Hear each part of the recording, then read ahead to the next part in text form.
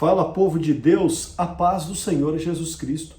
Muito bem-vindo aqui ao meu canal, Pastor Wesley José.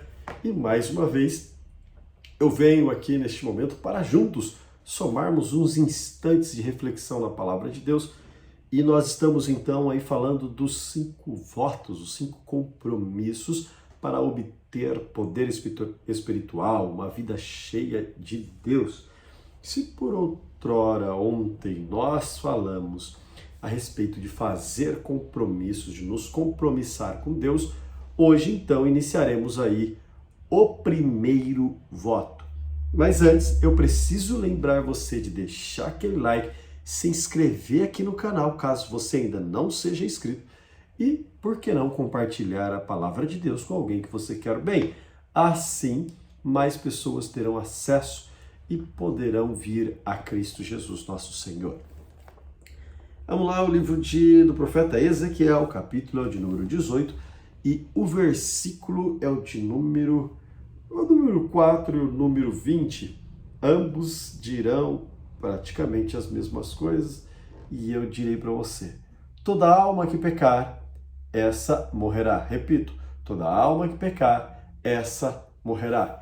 Qual seja o primeiro voto que eu e você precisamos fazer para ter uma vida espiritual poderosa, para ter poder espiritual, autoridade espiritual? Primeiro voto: tratar o pecado com sinceridade. Tratar o pecado como pecado. Por que nós estamos dizendo isso? Infelizmente, nos dias atuais, pecado não tem sido tratado como pecado. Pecado tem sido tratado como qualquer outra coisa, menos como pecado. Ou seja, o camarada comete uma mentirinha, ele dá o nome de omissão. O pecado, o camarada, ele faz uma fofoca, ele diz que levou uma informação. Deixa eu lhe falar uma coisa: pecado continua sendo pecado. Não importa qual seja o tipo de pecado, nós sempre levamos para o lado moral da coisa. Olha, adultério, olha, roubo, olha esses escândalos. Mas você já pensou nesses outros pecados? Certa vez eu estava num restaurante com um amigo e ele disse: nós estamos muitas das vezes mentindo para nós mesmos, porque para Deus nós não mentimos. E ele diz o seguinte: quando nós falamos que servimos a Deus e na verdade não servimos, estamos vivendo uma mentira, que é pecado. Ou seja, nós estamos mentindo, estamos pecando. Não trate mais o pecado de maneira a dar codinomes ao pecado. No mundo moderno, as pessoas cometem pecado e ficam com culpas. E agora essas pessoas querem tirar suas culpas, seus temores, seus medos, suas angústias internas junto a psicólogos. Nada contra psicólogos, pelo amor de Deus. Procure o melhor, procure o de maior confiança, procure esses profissionais que são fundamentais para a saúde mental dos dias atuais. No entanto, nós temos que diferenciar o que é a necessidade de um profissional da mente e o que é a necessidade de abrir o seu coração diante de Deus e falar: Senhor, pequei contra ti.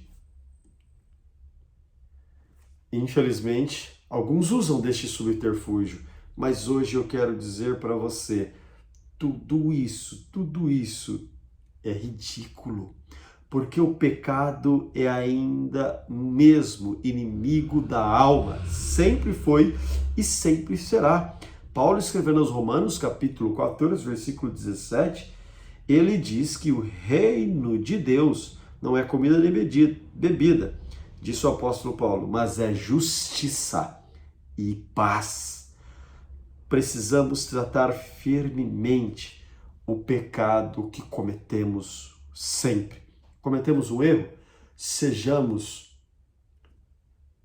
capazes de chegar diante do Senhor e falar: Pai, eu pequei, me perdoa pela minha falha, pelo meu erro. Não permita que o inimigo te engode, te coloque numa arapuca, numa telha de aranha, para que você não mais reconheça pecado como sendo pecado, e aí você vai vivendo, como a Bíblia diz, um abismo chama outro abismo, e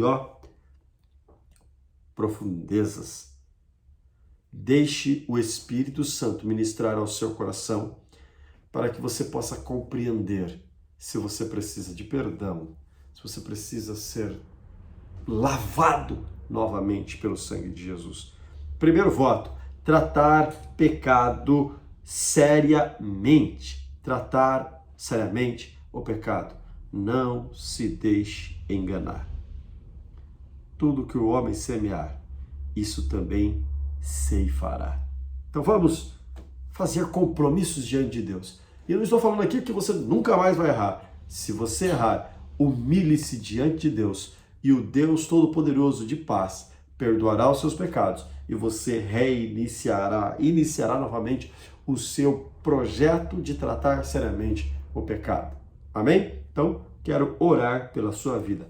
Paizinho querido, Deus Todo-Poderoso, em nome de Jesus, eu quero pedir copiosas bênçãos sobre a vida dos seus filhos, copiosas bênçãos sobre a vida da tua igreja, por este mundo afora. Alcance-os com tua graça, alcance-os com teu poder, seja com eles, ó Deus, em todos os momentos. Ajude-os a reconhecer o seu estado, como o salmista diz: esterco sou, Senhor. Ajude-nos a reconhecer que pecamos diante de ti e confessarmos os nossos pecados. No nome do Senhor Jesus Cristo, eu te agradeço, te louvo. Amém. Deus te abençoe poderosamente.